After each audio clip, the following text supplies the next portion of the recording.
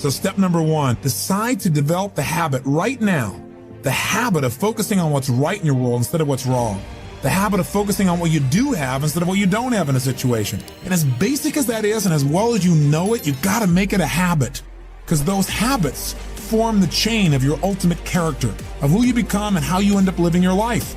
We've got to condition ourselves, because if we don't, we'll go back to the automatic state that most people live in today's society. The way to develop the habit is to go on a mental diet. I did this several years ago. As positive as I was going through unbelievable pain at the time. I'd had some major disappointments, some frustrations. I felt like I'd given it all. But what turned me around is one day I picked up this book called The 7-Day Mental Diet. It was a little tiny little booklet. And all the booklet really did was, for about 12 of the 14 pages, it challenged me to really see if I could really truly, for 7 days, live my life without one negative thought. And it kept saying throughout the book, now don't just say, yeah, I can do it, and don't just say I'm gonna do it. Think for a while before you commit to this. Don't actually commit unless you're really going to do it for 7 straight days, no matter what. It doesn't mean you don't have a negative thought. It just means that if you have a negative thought, you don't speak it. You set it aside. You forget about it. Or you replace it. If you say something negative, you go erase. What I really mean is this. Or you say, that's not what I mean. Here's what I mean is this. And you immediately focus on something good. It's not that nothing negative ever comes out. It's that you immediately do not allow yourself to hold a negative feeling, a negative thought for 7 straight days, day and night, even when it gets tough. Even when somebody disappoints you, even when you get frustrated, even when you give your all and it still turns up lousy.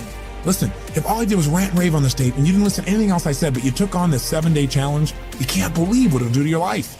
Now I gotta tell you, when I first read the book, I thought, wait a second, being positive isn't gonna change my life. I gotta deal with the real problems around me, those real challenges that are out there. I don't wanna just be positive.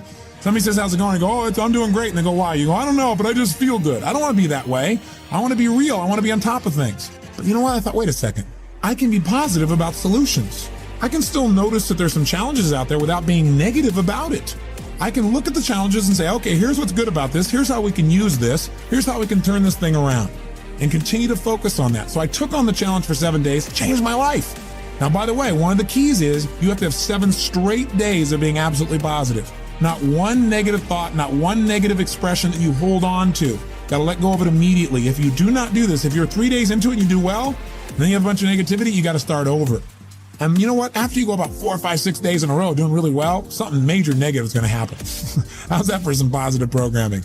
But what it is a test to see how committed you really are. I'll tell you something. After 7 days, you feel like a different person. People around you respond to you like you're different as well. All you want to do is establish the habit of noticing what you do have instead of what you don't have. Noticing what's great about a situation versus what's not great. Focusing on solution instead of problems. That's what changes your life. Here's key number 2. Instead of judging yourself and others, decide, remember these are decisions, decide right now to become curious instead of judgmental. But remember, when you find fault in other people, when you start noticing constantly how they've wronged you, how this person is not good enough, or they're too egotistical, they're too proud, or they don't really care about people, as soon as you start judging other people, you just got to remember something. If you start judging other people, you're going to also start judging yourself intensely. If you're angry at other people, there's a very good chance you're angry at yourself as well. Maybe we need to perceive more and judge less. Maybe instead of finding fault with other people, without really thinking about what they've gone through to be where they are this day, maybe we can get really curious about what's making this person be in the state they're in, or what's the motivation behind this person's anger. For example, a lot of times we think somebody's being negative or angry or we're frustrated with them, but we never bother to find out what's really going on. I know myself, I was at a party recently and I fell prey to this. There was a woman who came to the party. Everybody behind her back was talking about how unbelievably egotistical this woman is, how negative she was. But you know what? I sat next to her at dinner time and I got a chance to really find out who she was. I got curious about her. And I began to find out about all the pain she'd been through in her life. When I realized was this woman was just barely hanging on to her life. She just needed to know that people cared. But she was so afraid of being rejected that she put out this ego because she didn't want someone to reject her. So she figured she'd reject them first. And I got a chance to really know her, and she was a wonderful person. I'll tell you something else we got to be careful of that ties in with this, of our being judgmental. Out of our fear of having heroes in our society today, we seem to try and consume them and destroy them as quick as we can. We try to find something that's wrong with our heroes because, boy, we don't want another Jim Jones. We don't want another Jim Baker. Remember, we got to judge less, perceive more. We got to get curious. Instead of living in a society where we're so afraid to believe in anything or anyone that we believe in nothing at all, and we lose our power of positive thinking. We try to protect ourselves from things we maybe not even need to protect ourselves from. Or we live in a society where we try and destroy our heroes, where we take somebody like Barbara Walters, incredible broadcaster, a woman of incredible integrity, who gets nailed by one person in a book, and it's in every newspaper across the land, how she probably stomped on people to get where she was. That's absurd. Martin Luther King, after he's passed on, somebody comes back and stomps all over his career and his reputation. Is that the society we want to live in? Any person who takes glee in watching another person's pain will experience plenty of pain themselves. Remember the quote, "He who is without sin, let him cast the first stone." The bottom line is, if you go looking for brown, you're going to find it anywhere you look for it, in others or yourself. Free yourself from the disease of making others wrong, and you'll free yourself from the disease of making yourself wrong. You have a lot more energy to create solution instead of problems. It's part of the power of positive thinking instead of falling for the destructive power of negative thinking. If you want to get curious, just ask yourself, what do I like about this person? Wonder what's going on with this person that would make them feel this way. How could I help this person? As you ask these kinds of questions, you may learn something about how human beings operate, about their motivations, maybe even some things about how to support yourself as you try to support others. Remember, get curious instead of judgmental. Here's key number 3. If you really want to develop the power of positive thinking as a habit, as a lifestyle, as a strategy for success, then decide right now to find something to appreciate from any seemingly negative person or situation, and develop the habit of giving compliments. See, if you really want to have some more positive feelings in your life, you got to keep focusing on what's right. You got to get curious. And most importantly, you got to find something to appreciate even in the tough times. Because in reality, as we've talked about so often before, the toughest times in your life sometimes provide you with the real resources to change your life. So what we've got to do is find something to appreciate. Not someday when things work out. We got to appreciate where we are right now. And this is something I talked to my daughter Jolie about today. Because she's in an experience today where I thought, well, gosh, she's not being very positive. I'm going to talk about positive thinking. Because she came in to see me and she's feeling really sad. She's feeling really down, feeling really frustrated. And you know what her problem is? Her problem is she tried out and won the right to be amongst 3 girls who dance in the electric light parade at Disneyland. And that was about 3 or 4 months ago. She's been going there after school every day, driving from San Diego up to Anaheim, burning herself into the ground, getting up and going to school to be a straight A student still, and trying to visit with her family and her boyfriend. And she found herself maxing out. Now think about her problem. Her problem is that she gets to be at Disneyland and fulfill a childhood fantasy. Her problem is that she loves her family and wants to be with them as well. Her problem is she loves to be at school and really do that. Her problem is she has so much abundance that she has to figure out how to get it all in one day and she can't do it. And she's physically burning out. That's her problem. And you know what? She says, gosh, I want to be home. I want to be with you guys and all these things. I don't want to miss out on all this great time we have together. I want to be with you guys. I said, but honey, look what you're doing. She goes, yeah, I don't want to miss out on Disneyland either. I don't want to miss out on my career and what I'm doing and what's going on. What's the problem? The problem is she's finding out what's negative in both situations. She's focusing on what she doesn't have instead of what she does have. Now, I could be negative about that and say, gosh, be more positive. But you know what? In reality, I realized being negative in this situation may not be bad. What do I mean? I don't mean being negative. I mean being intelligent. I mean being critical in your thinking. Seeing what you don't have is sometimes useful too. This is what I promised you in terms of the power of negative thinking. Here's how negative thinking can be useful. I sat down with her and I said, honey, let's look at the advantages and disadvantages of both. Let's not just be positive. Let's look at it. The whole thing is positive. Let's know that no matter what you choose, you've won. You have what most people dream about.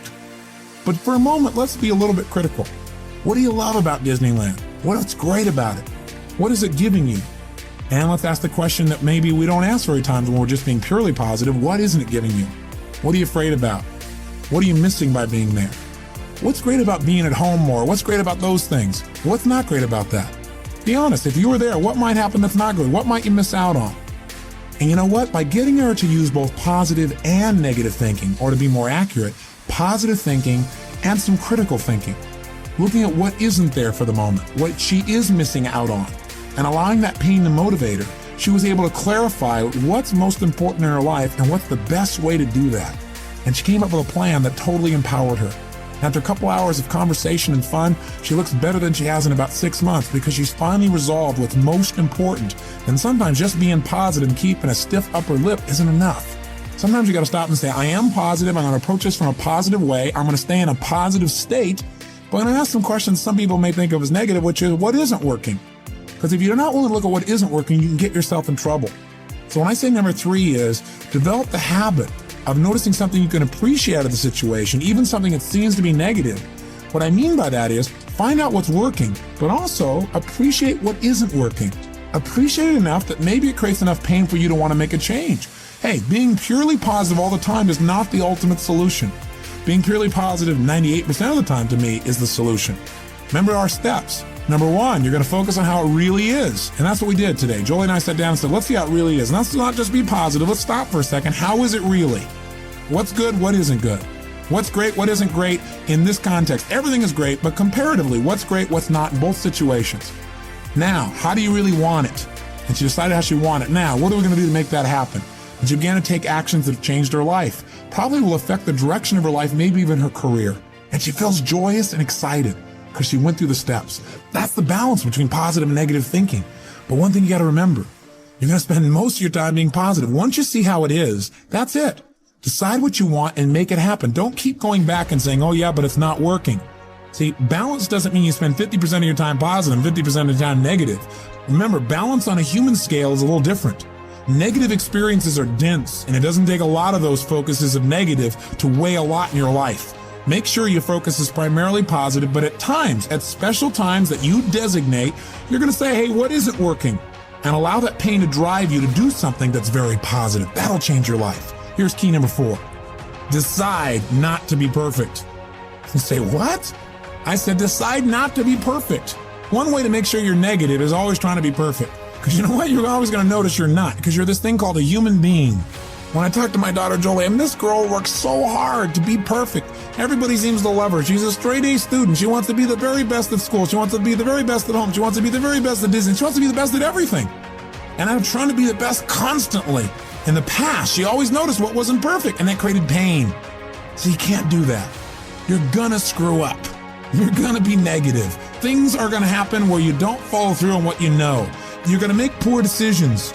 You're going to say things you shouldn't say, do things you shouldn't do, mess up like you shouldn't mess up. But you know what? When that happens, instead of being negative and beating yourself up and saying, boy, here's another example of me sabotaging myself, decide what you do want.